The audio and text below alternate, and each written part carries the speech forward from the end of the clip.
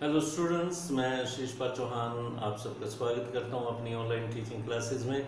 Grammar में editing हम लेके आ रहे हैं एक वीडियो। ये न्यू वीडियो है। एडिटिंग पे कुछ पुरानी वीडियो भी होंगी, परंतु दिस इज़ न्यू वन।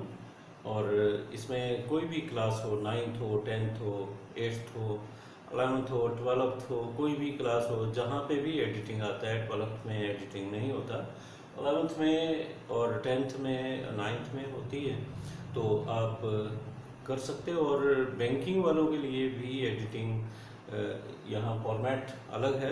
वहाँ पे फाइंडिंग एरर्स जो होती है, सेंटेंसेस में एरर्स दिखाते हैं, तो वहाँ कहीं ना कहीं ये इनडायरेक्ट वे में हेल्प करेगी। तो शुरू करते हैं। Passage for editing passage, these are passages two, we are taking 2 passages right now, and this is passage 1. Passage 1, read the lines given below carefully and underline the error in each line. You are to underline the error, and the method is given here, method यहाँ दिया गया है. Then write its correction in the space provided in the column B to J. The one is done for you. First correction is done for you, and this is the way Mr. James have been living in. And here space is given, provided to you. To the error has been underlined, and the correction is has.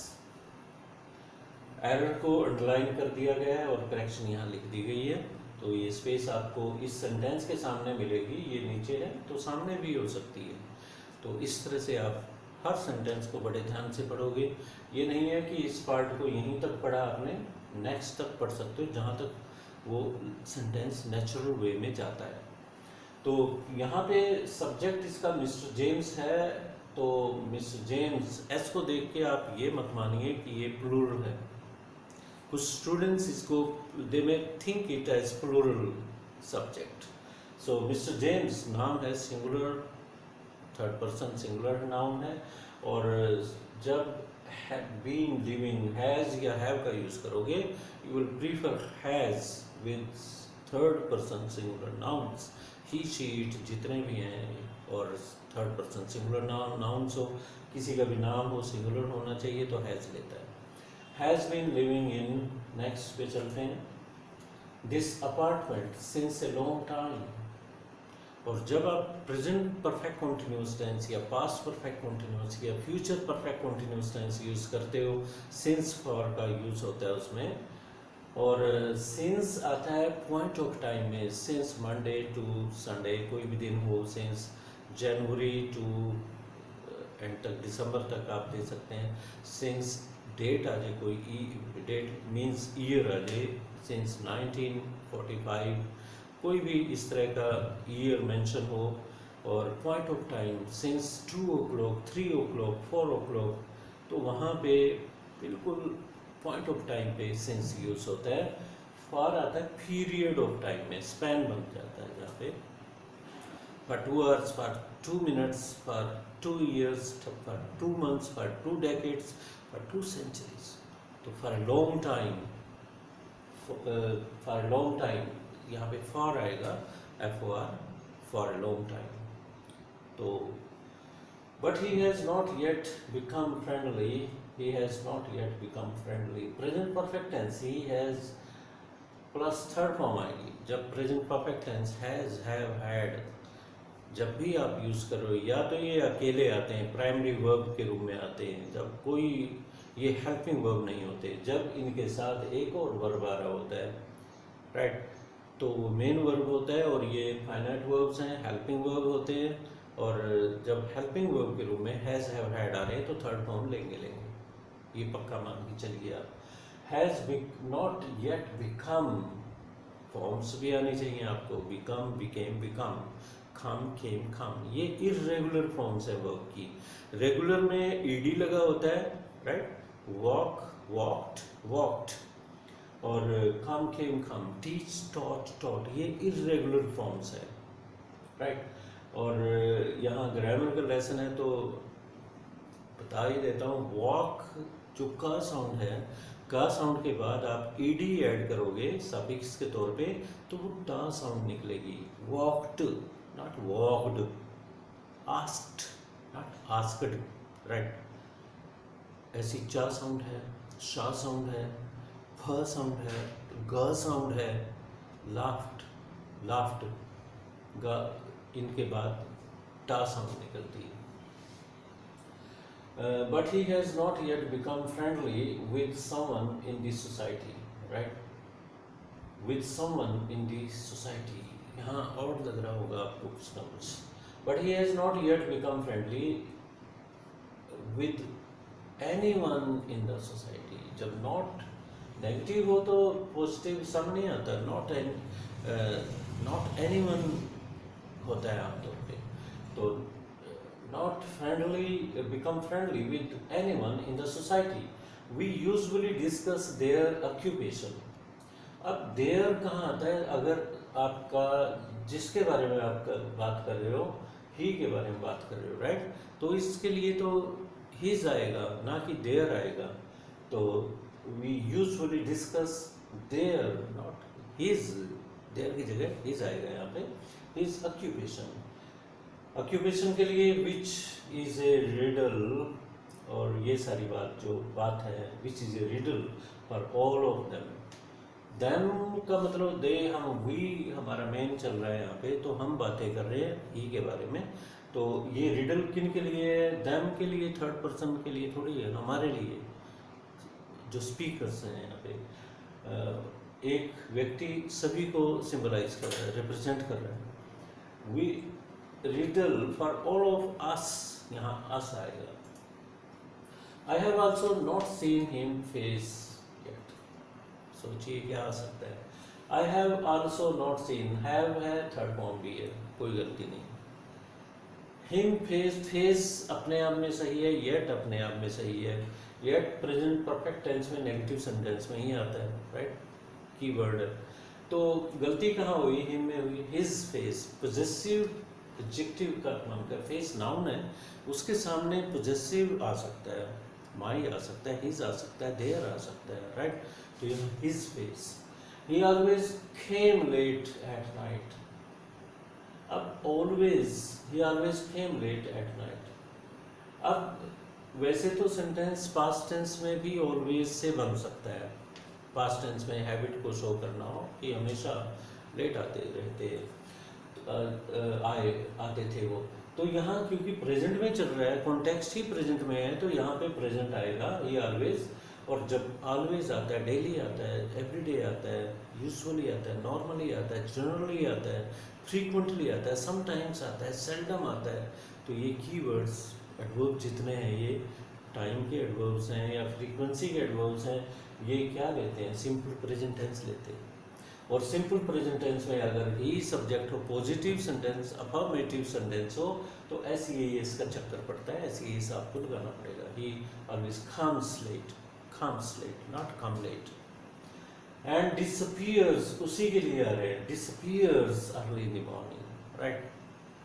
They often wonder when he sleeps. We, they, when he sleeps, यहाँ पे ही स्लीप्स, right है, कोई error नहीं है।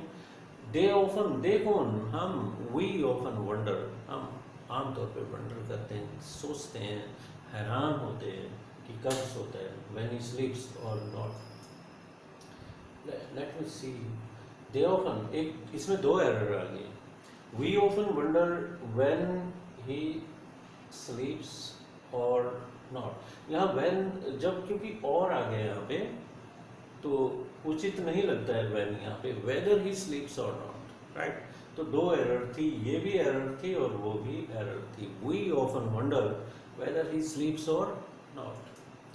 Passage 2 लेते हैं और इसमें भी उसी तरह से एरर चलेंगी। Over population has become, has became second form. Second form की खास बात बता दूं, second form never comes alone, sorry, it always comes alone. Second form हमेशा अकेली आती है, and third form never comes alone. सिर्फ अकेली आती है तो एडजेक्टिव बन के आती है। अब आप हैरान होंगे कि थर्ड फॉर्म, वर्ब की थर्ड फॉर्म, तीसरी फॉर्म एडजेक्टिव कैसे बनी? जैसे आप कहते हो ही इज़ वेरी सैड, वो बहुत उदास है। आप ये भी तो कहते हो he is very disappointed, right. Disappointed क्या है, थर्ड फॉर्म है वो की। ही इज़ मैरिड, वो मैरिड है, ये पैसिव नहीं है। ये मैरिड क्या है, शादीशुदा, एडजेक्टिव का काम कर रही है, वह शादीशुदा है। This is not passive sentence, passive form नहीं है, इज मैरिड। डिजर्टेड हाउस, सूना घर जिसमें कोई न रहता हो। द डिजर्टेड विलेज नावल का नाम है। तो थर्ड फॉर्म के बारे में बताया, कभी अकेली नहीं आती, आती है तो एडजेक्टिव बन के आती है। तो हैज़ बिकम सेकंड फॉर्म अकेली ही आती है, तो ये तो गलत होती, गलती हैज़ के साथ थर्ड फॉर्म आएगी। Over population has become the mother of many problem, many है तो प्लूरल ऐसा लगेगा, मैनी प्रॉब्लम्स। मैनी को एकदम सोच के आप जब एरर कर रहे हो तो एकदम सोचो मैनी है, आगे प्लूरल है, सिंगुलर है। In our country if it's fast growing speed is not restrict, अगर उसकी फास्ट ग्रोइंग स्पीड को रोका ना गया। इफ इट्स, ये इट्स गलत है। अगर एपोस्ट्रोफी ऐसा है तो ये दो मतलब दे सकता है, इट हैज़ का भी दे सकता है, इट इज़ का भी दे सकता है। अगर यहाँ इट्स कॉमा, क्योंकि इसकी का मतलब दे रहे, ये हम यूज़ कर रहे हैं यहाँ पे इट्स, इसके पोजेसिव यूज़ कर रहे हैं किसी से, ऐसे लगाओगे इट्स, इसकी fast growing speed is not, is am are third form ये लेते हैं। ये जितने भी is am are was were be type verbs 5 होते हैं, is am are present form है, पास में वाज वर होते हैं, ये अकेले आ सकते हैं जब सेंटेंस में कोई एक्शन नहीं होता। जैसे he is very sad, he is my brother, right, और ही इज़ वेरी इंटेलिजेंट।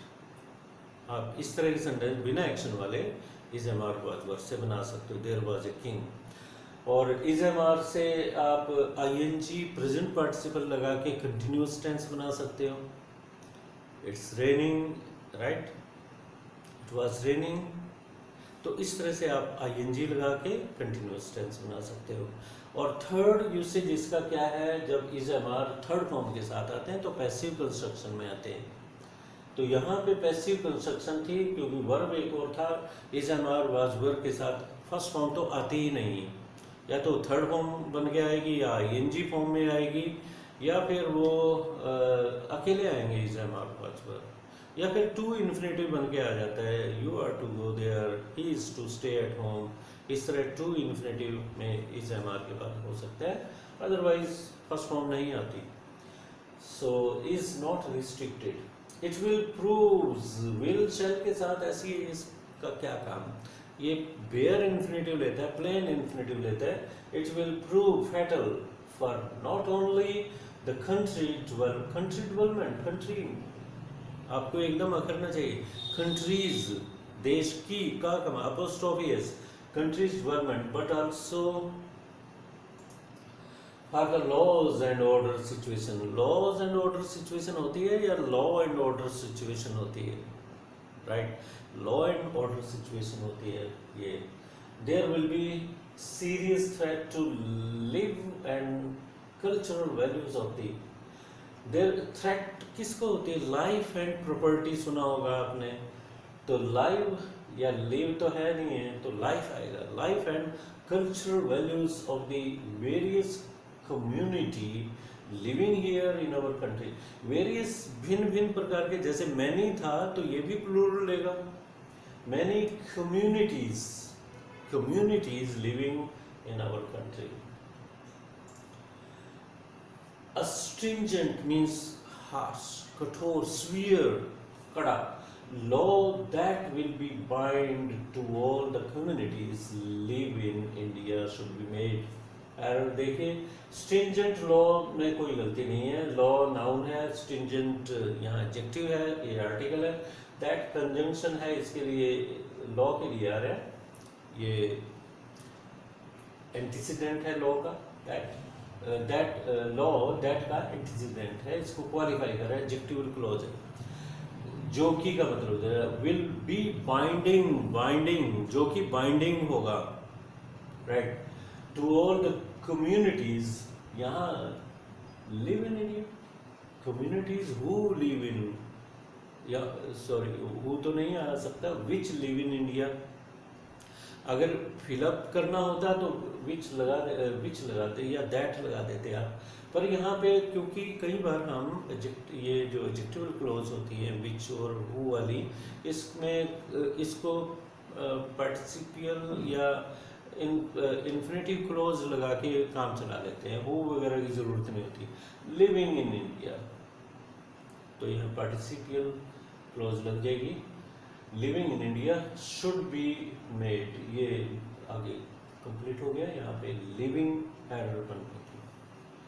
तो स्टूडेंट्स, ये एडिटिंग के 2 पैसेज मैंने आपको लिए और शीघ्र ही मैं आपको एरर्स बताता रहा ताकि आपका समय नष्ट ना हो, और जो जो मैंने बातें बताई, नियम बताए, उनको आप नोट कर लीजिए हमेशा के लिए, क्योंकि ग्रामर जब एडिटिंग होती है, फिलअप्स होते हैं, फिलअप्स वोकैब वगैरह पे डिपेंड करता है ज़्यादा, या ग्रामर पे भी हो सकते हैं, प्रपोजिशन कोई मिस होती है, तो ये ऐसा नहीं है कि रातों रात आपको एडिटिंग आ जाए।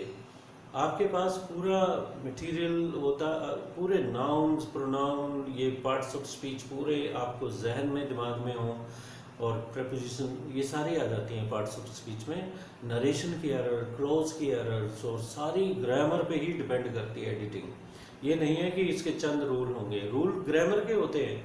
अगर मैं बता रहा हूँ कि टेंस की गलती हैज़ आना चाहिए, हैव की जगह, तो टेंस की एरर, टेंस 12 है, पूरा आपको पूरा जहन में होना चाहिए, पूरे वर्ब्स पता होने चाहिए, तब आप एडिटिंग आराम से कर पाओगे। और शॉर्ट में आप ऐसा भी कर सकते हो, जैसे मैं रूल्स बताता जा रहा हूँ उनको नोट करते जाइए और इकट्ठे हो जाएंगे आपके पास, तो कहीं ना कहीं वो आपकी मदद करेंगे। तो नेक्स्ट पैसेज लेके मैं फिर